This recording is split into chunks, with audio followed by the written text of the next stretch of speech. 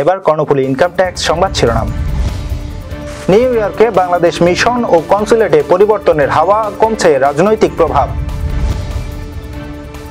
দর্শক, আবারও স্বাগতম সিবিএন টিভি ইউএস এর সংবাদ বুলেটিনে। শুনছিলেন কর্ণফুলী ইনকাম ট্যাক্স সংবাদ শিরোনাম। এবার বিস্তারিত। নিউ ইয়র্ক ও ওয়াশিংটনে বাংলাদেশ মিশন ও কনসুলেটে সাম্প্রতিক সময়ে রাজনৈতিক প্রভাব ও পক্ষপাত কমে আসছে। গত 17 জুন লং আইল্যান্ডে কনসুলেট কার্যালয়ে আয়োজিত মতবিনিময় সভায় এই পরিবর্তনের ইঙ্গিত পাওয়া গেছে। ওয়াশিংটনে নবনিযুক্ত প্রেস মিনিস্টার গোলাম মুর্তজা বলেন, বিগত সরকারের রাজনৈতিক চেতনার দালালরা অনেকেই এখন দায়িত্ব থেকে সরে গেছেন।